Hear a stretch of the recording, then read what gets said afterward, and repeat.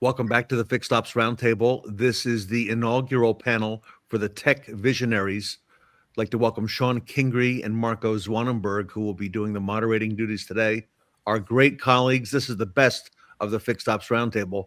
Mike Weldon on the West Coast with Center for Performance Improvement. Jim Sabino in New Jersey at All American Ford Automotive Group.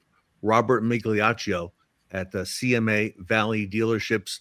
Don Andres in I think coming to us from New York tonight. That's true. Long Island. Based in Ohio. So very good. Yeah. New York. We like that, Jim.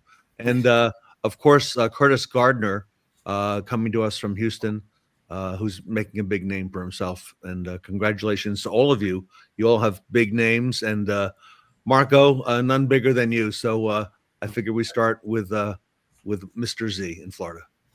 Well, thank you, Ted. It was an awesome introduction, nice and quick and to the point. That's how we like it. Shon, I think that we have a nice team here together tonight, and I think that we have a nice subject too to kick off, and I'm really interested to hear what everybody has to say about that. So, I am too, Marco. I am too, buddy. So what do you think? You ready, Shon? You want to do this? Let's do it, buddy. All right. So, and excuse me that I can't remember who it was or where it was, but recently I saw a post about since when has it become the norm that we push our techs to make 80, 90, 100 hours a week, week after week after week. It's like pretty much the point was if you are not profitable at 40 hours per day per week, you are doing something wrong. I got to kind of think about that because, yeah, you know what? It's nice to make a lot of money. Like Tolly would say, go home rich and tired. But at the end of the day, like Curtis will attest to this, we are not machines. Doing 80, 90, 100 hours a week, week after week after week, especially in today's environment, is getting tougher and tougher to do. So let's talk about that, gentlemen. And Robert, you brought up an interesting point in the little chat we had about this. So I'm going to bring it to you first, my friend. What do you have to say? Oh man, coming to me first, getting all the hot spots in. No, it's an interesting thing. I think we have an interesting set of vehicles that we're starting to work on as well, which makes it a little more difficult to really get involved with that. With the EVs and everything that we have in the electrification of vehicles, that's making it more difficult to put a technician in the same boat as a turn rate technician pushing, 40, 50, 60 hours in a week turn in. So it definitely changes the whole scale of things on how you look at it. But to the point, I think we have a business model that kind of subsides underneath that at the same time. We're looking to utilize and make the best utilization of the shop as we can. And I think it comes down to kind of the development and what you're looking to do and how you're looking to meet those goals at the end of the day. Excellent points. So, Shon, coming to you, what would you say is a big player in the field of profitability per day per week? What do you see? Well, I think that answers, it's a two-step question, I think, for me. It goes back to what you originally said. Where did it come from that we're going to turn 80 and 90 hours, Marco? And first of all, I think there's some old school thinking in that, all right? Because for a while there were techs turning, and I'll be very candid. We celebrated the techs when I was in Florida. Now, those guys worked 7 days a week. They had keys to the dealership. They weren't lifting cars when nobody else was there, we'll say, even though that's not the truth, but let's call it what it is. But once that bar's set at 80 hours and you've proven that techs can do it, that's now the expectation, all right? And then now, as 20 groups become more popular again with NCM and NADA, you get dealer principals and general managers who go to these schools who that is what is preached in those schools. Miggs, I know you're in the middle of NADA right now. And I don't know what week you're in. I've been to the academy twice. When you get to the service bay, that's still a taught thing. And I'm not picking on NADA or NCM or any of the training classes, but that is the standard that's still taught. It's 40 hours per bay or they only get one bay. But as we know, Marco, and again, we talk about tech recruiting and building your own. Go ahead and try to recruit an A technician and tell them to get one bay. That conversation's over before it starts because you can't do it. Because nowadays, you have to tear cars down for inspectors. You got to tear cars down to the point of failure. You're not putting an engine half together and pulling it back outside. In a pipe dream you are, but you're not doing it. All right. But then you get down Miggs and I's world on the Chrysler side of the world where parts are on intergalactic back order still, because that's still a term, for a month at a time. What do you do? So again, I know I'm going around the question. It comes back to it's old school thinking, and it's old school thinking that's still taught this day. Absolutely. That's a great point. Great point, Shon. Thank you. So, Curtis, as a fellow technician, what is your view upon being that it's normalized that guys like you and I can easily do 80, 90 hours a week because it's just nuts and bolts, right? It's just a car. What's your take on this? I think it becomes the standard when you see one or two guys in the shop do it, and they make it seem like it's maybe easier than others, and they'll start talking about it, and maybe a different service manager or service director hears about it, and they say, okay, hey, there's that guy at the store next to us. He's doing 80 hours a week. He's doing 90. And it kind of ties into that old school thinking with the flat rate system is it's expected because one or two guys or maybe three or four can do it in a shop. But when it comes to the workflow and the amount of knowledge it takes to learn these cars these days, having only one bay, it makes it pretty much impossible. Especially, it's not just Chrysler. I think every brand is struggling with having parts on order.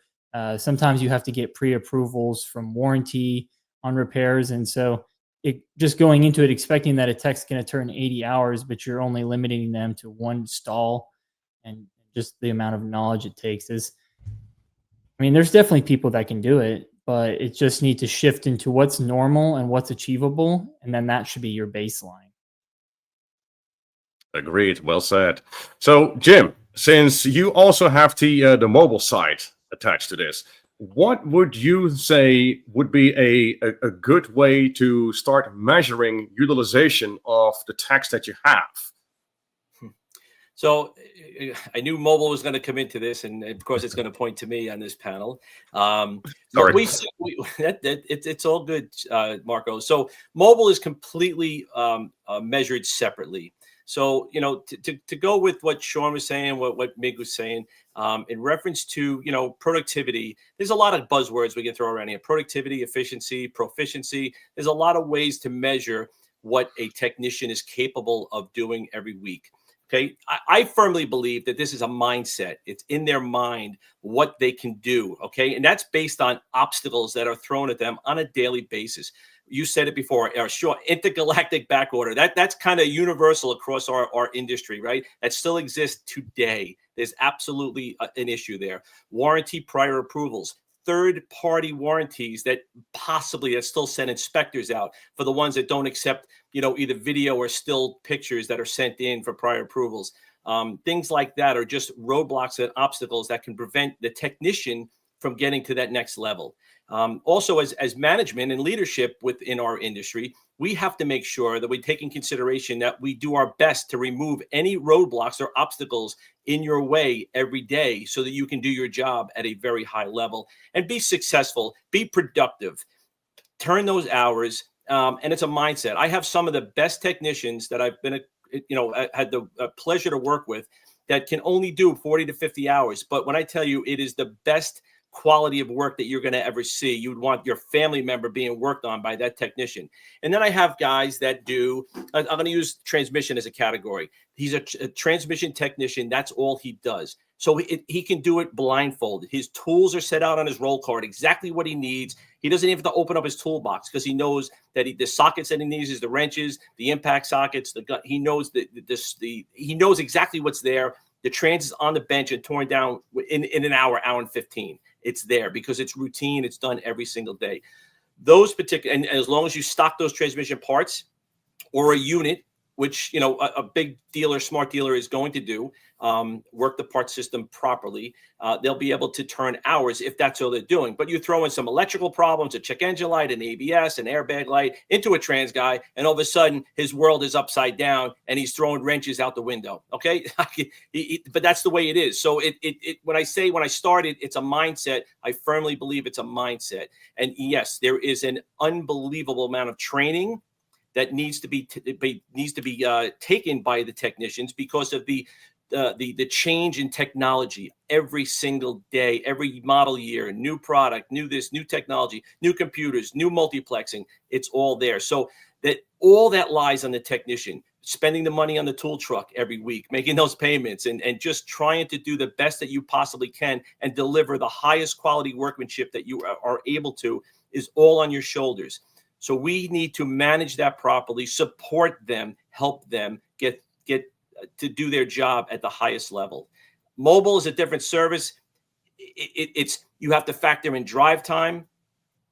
It's not a productive, you're really upselling minor little things on the road. We do a lot of recalls. We do multi-point inspections. We do carry inventory so we can do real-time upsells, but batteries, wiper blades, air filters, cabin air filters, things like that. It's not going to change anybody's world, but it's going to be making an effective trip value as one of the terms that we've used in the past with Ted on other panels.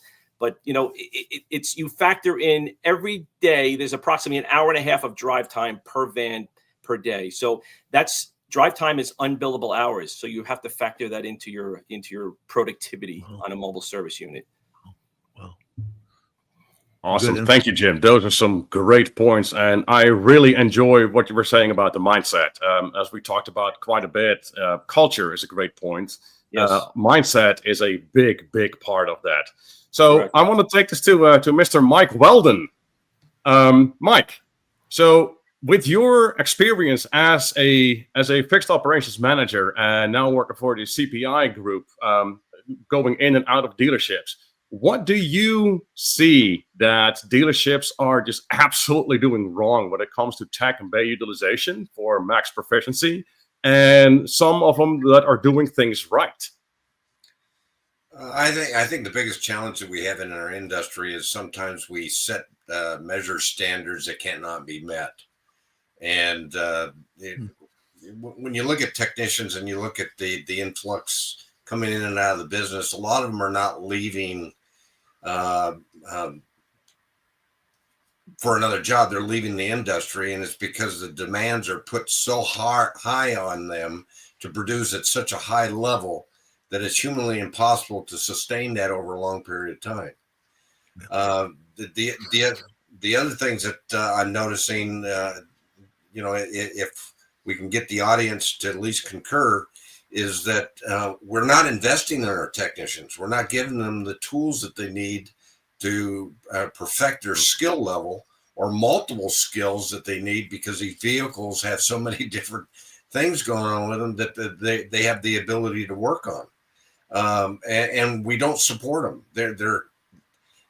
They're unsung heroes, in my opinion. I call them assets.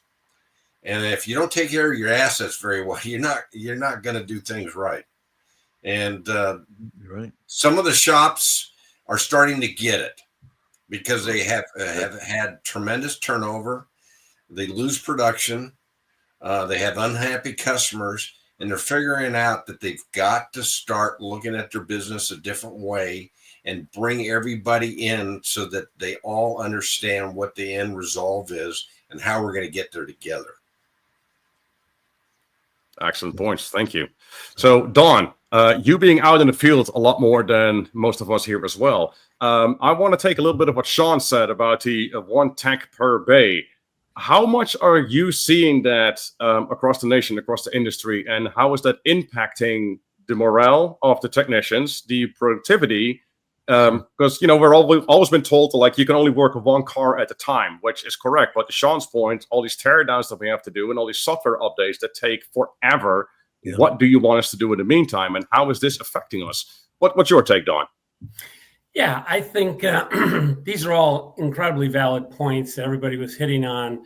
There's no question waiting for authorizations, whether a customer waiting for a manufacturer or waiting for extended warranty people to come in with their estimators and things of that nature to verify these things, all tie up a bay.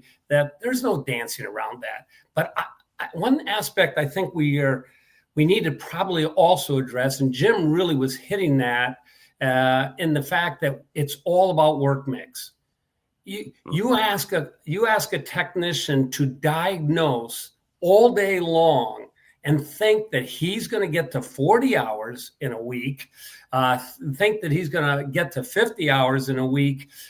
It's just too hard. And warranty doesn't reimburse very much when it comes to diag.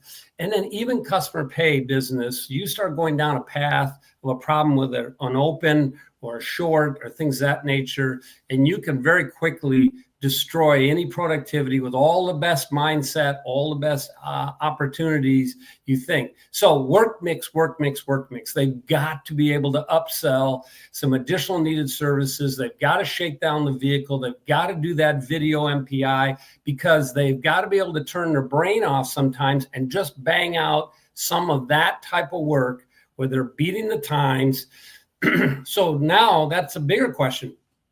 Do we have quality advisors supporting these technicians who've done everything right? They've shook down the car. They found some additional needed services. And now we're going to present that to the advisor. Are they closing deals? So, you know, on the surface, when they go to these 20 groups and they talk about the fact that their stall utilization isn't where it's at, that's the beginning of the conversation. Then we have to talk about what is the work mix? What are we doing to put them in a position to be successful? Like they mentioned earlier, the roadblocks that naturally get in the way.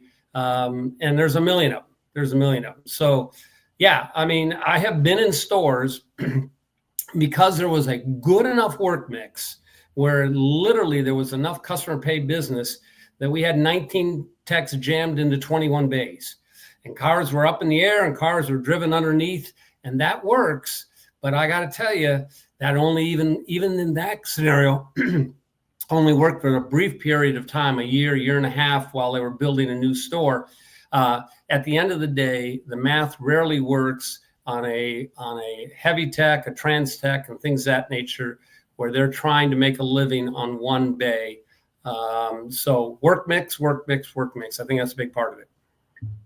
That's a very interesting point. Thank you, Don. I did not think about that, and I think that we can all agree on that. So, Shon, there were some very interesting points all brought to my question. So I think I put these guys to a pretty good ringer. What do you have for them? What do you want to throw out at them? Well, let's talk about it. So I'm gonna pull a Ron Overs for a second for those who don't know Ron, and I'm gonna throw a question out there that I'm gonna be honest with everybody who's watching, the audience, that nobody in the panel knows what's coming. So I'm on the board of 2 different colleges, and I'm going to tell you, and Miggs, I'm going to come to you first, just so you know, because you work for a pretty progressive dealership group.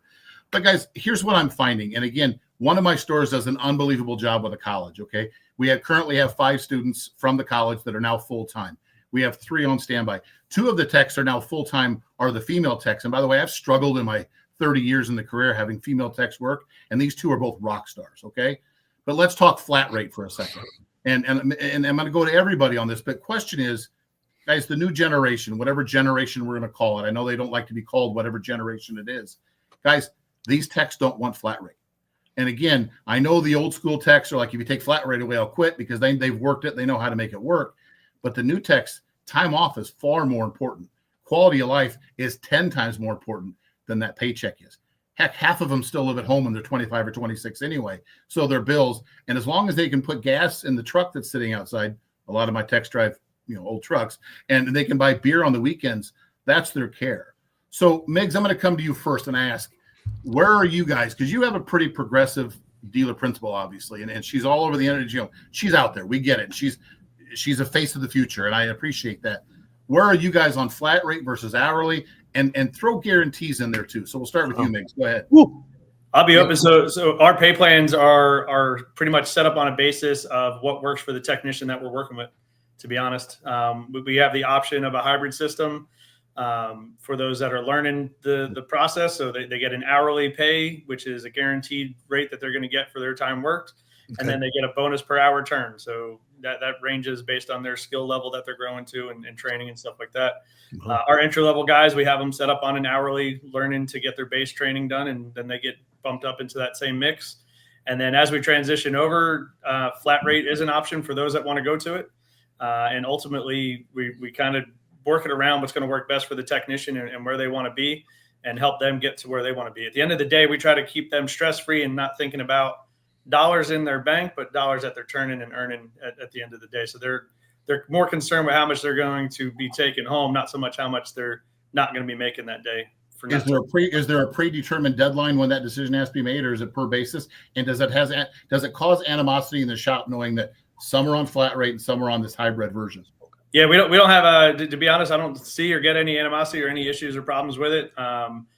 we have a timeline that we'd like to see them go. Obviously, we try to push it through on a 90-day system for them to kind of get up and get their training done, especially you're on Stellantis now with me, Shon, so you know how that system works. They've changed their whole training structure. So Yes. the base core training that they have to do anymore is not what it was in the past. So now it's just a matter of getting them certified so they can do warranty work, because obviously that's what we have coming in the door on top of everything else. And we got to be able to have technicians that can do that. So that's not only put on one person at the end of the day, but it's pretty wide open. It's a per basis. It's a per technician conversation that we have with each, and it's out there for them. And then there's levels to what they can progress to on their own. And the faster they do it, the better they can get their rate turned up. The slower it takes them, the little bit longer it takes them to get there. We, at the end of the day, I still ultimately feel that we try to work and push towards getting them to where they want to be and what's going to be the most structural for them. All right. Thanks, Miggs. Curtis, what about you? You seem like, I'm not going to ask your age. You seem like a young tech. Tell me where you're at, flat rate versus hourly versus guarantees.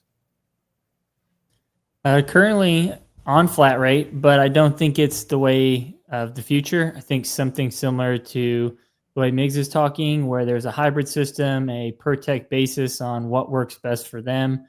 And not just at the beginning of their career, but through their career, and kind of especially on the veteran side of things, when techs get to be in their upper 30s, 40s, 50s, and they still want to be a technician, but they can't turn those same hours, is kind of bringing those pay plans into, back into the spotlight and figuring out, some of those guys can turn those 80, 90 hours we were talking about before, but 10, 20 years later, they're not able to do the same thing, or maybe they want to focus a little bit more on diag. So I think something in the future along the lines of having those hybrid pay plans and per tech basis pay plans. Flat rate has served me very well, but it's not great for everyone, and especially if there's no cars to work on or you're waiting on parts all day.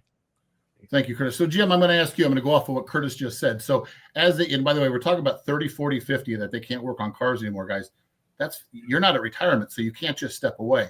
So, Jim, you have a technician that's making, and again, whatever your market's pulling for, we're at the $50 an hour range now in the Madison area, okay? That's what flat rate techs are making. How do you take a tech who's making $50 an hour flat rate, they're 35 or 40, can't turn wrenches, they need to go to a hybrid program, which, by the way, you can't pay them 50 on a guarantee of 40 hours, or you're going to go broke with your unapplied time. What's the transition? Great question.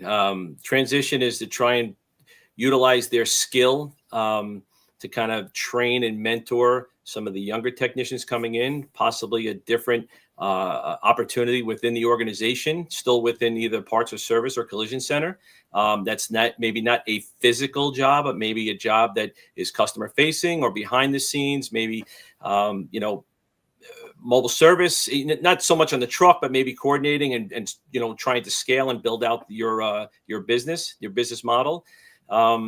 It's a great question I don't know if there's a correct answer, because it's going to be varied based on the employee themselves, on their ability, where their head is at. So, we really have a pretty simplified pay structure in our organization since day one. And it's flat rate with no guarantee. And then the younger technicians are hourly. That's where we are. And as they train and their skill level increases and their workmanship is respectable and passable and continues to learn and grow, then we will graduate them into a flat rate system. I could tell you, all the years that I'm in the company, in the business, flat rate, I wish there was an alternative, and I know there are alternatives out there. But back to Curtis saying that he was saying that flat rate has served him well, but some people it doesn't. I've seen over the years, a lot of success and guys really cash out big with flat rate, because they have the ability to earn 50, 60, 70 plus hours in a week. And listen, they earn it. Nobody's handing it to them. They're there late at night. They come in on Saturdays. They start in the morning. They take a half-hour lunch instead of an hour or less sometimes. And they're smart. They work smart. Work smarter, not harder. But sometimes you have to work smarter and harder. You have to do both to be successful and turn those hours consistently. Shon, I wish I had a great answer on how you transition an employee, but I'm going to say it's a case by case within opportunities within your organization. Yeah. And I'll leave it at that. And it's got to work for both sides of the fence. It can't be only beneficial for one. It has to be beneficial for the employer and the employee together, mutually. That's fair. And again, a lot of these questions, by the way, obviously they're real world. They're things that I'm living through now. And these aren't questions I'm just pulling out. These are real world. So Mike, I know you're living the life of retirement that you didn't really retire out. Give us your insight. Yeah, Mike is only 35 too. Yeah, I know. Yeah, I know. Good one, Migs. Go ahead, Mike. Well, I live in a very privileged state, let's say. I was going to say unique, but then Marco probably would have some input to that. But California, we don't have flat rate system. The laws changed. We have a hourly rate plus a performance bonus. And to be honest with you, I've worked flat rate for a number of years. I managed flat rate shops. I will tell you that we have adapted, and we've actually built a nice base on this conversion to an hourly plus performance that doesn't put the undue pressure on a technician to go above their means. Do you have some technicians that don't perform? Yes, you do, but you adjust that, and then you work with your technicians. Our apprentices are all hourly apprentices. I don't believe in putting pressure on them to perform at a high level until they have mastered the craft. I think that they need to have time to develop, and I think we need time to help get them trained properly. And when we're talking 70, 80 hours a week, it's doable, but it's not sustainable. And you've got to set reasonable expectations for your technicians so that, to your point, Shon, they can't retire at 50. I think they're raising the retirement age to 73. Yep. So we've got to make it so that these guys can last that period and not destroy themselves and be as productive and care for their family and take care of themselves. Thanks, Mike. Don, I'm going to go to you because obviously you see multiple dealers across the country, and obviously California is much different than other states. I live in a state that's far different on the other side, obviously. Don, talk to us. What do you got?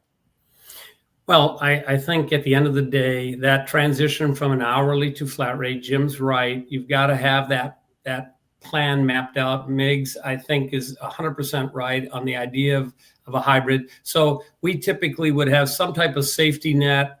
We said, look, you're never going to make less than this, as and that may be by paying them by hourly, but we always want them to know that they get rewarded for their efforts. And the goal is, we've seen the business model not work where the tech thinks he's working as hard as he can, but because he's hourly, there is no real benefit for him to work any harder at the end of the day. So having some type, like Michael just said, a productivity bonus that they need, by the way, to get their bills paid and things of that nature, keeps that motivation going, right?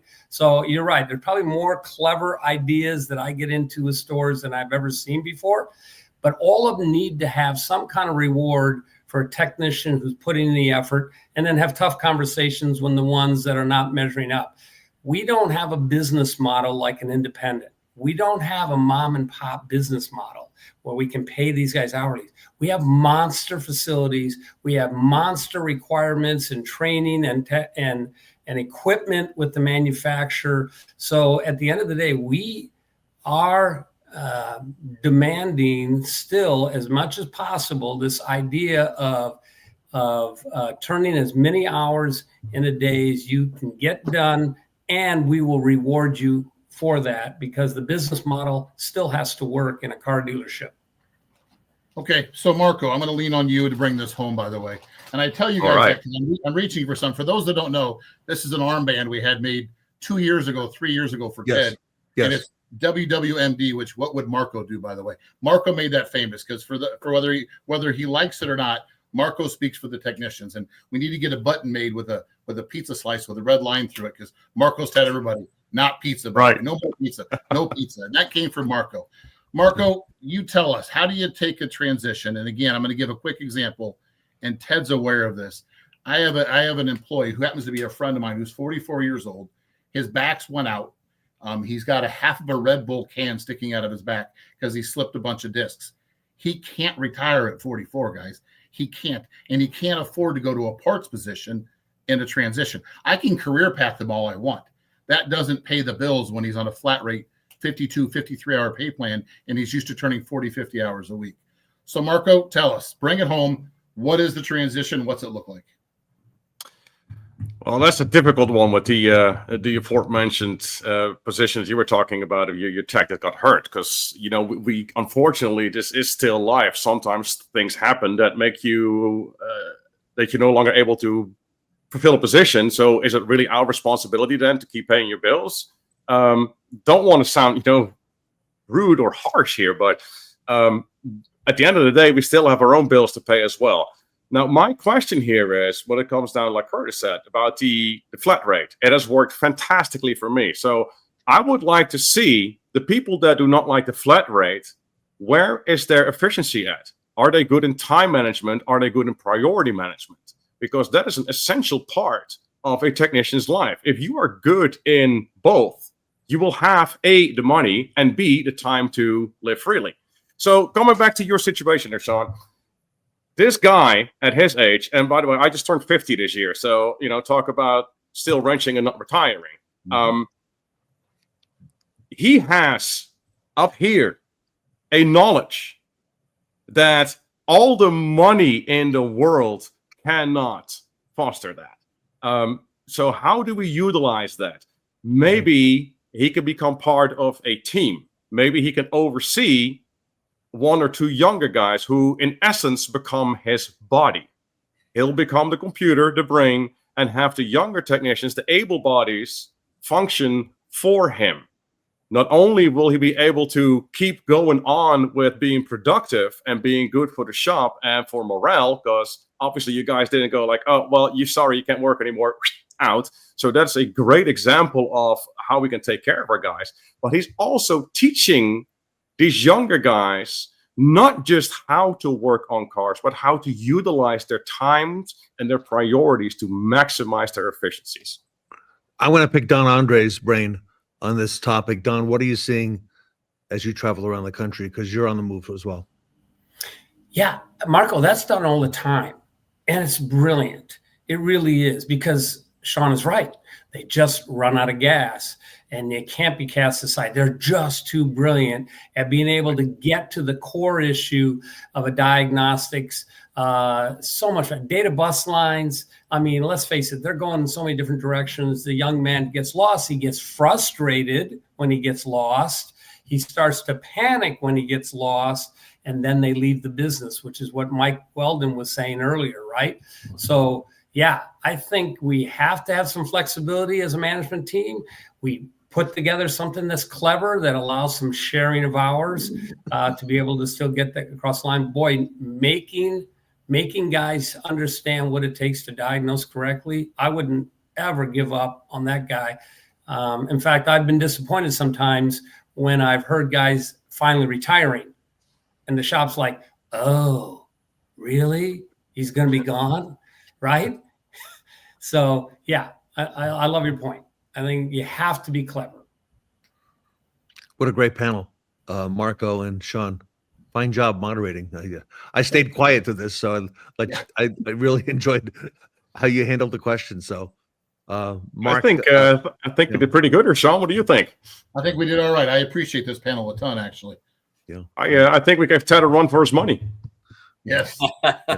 Yep. And you used the Ron Overs technique, Shon. I noted that as well. And by the way, Marco, Ted who? I'm sorry, Ted what? I'm sorry. He sounds familiar, but I can't picture him right now. I'm sorry, Shon. He was eating pizza or something. Anyway. Curtis, you see how this works? Yeah, I did. I'm gonna be like the older technician, right? Out the window, right? There you go. Yeah. So, hey, everybody, I want to thank you for all you've done all year for the Fixed Ops Roundtable and for the community. I know there's been a lot happening. A lot of you have been on the move, been on the road this year. Mike Weldon, we've been following your travels all over the world, okay, and at a lot of dealerships, and we're very grateful to you. And fascinating in your insights, and also things that are happening in California that we need to be aware of as well here as part of our plan. So, Michael, thank you. Don, thank you. A great addition to the team, and very grateful to both of you.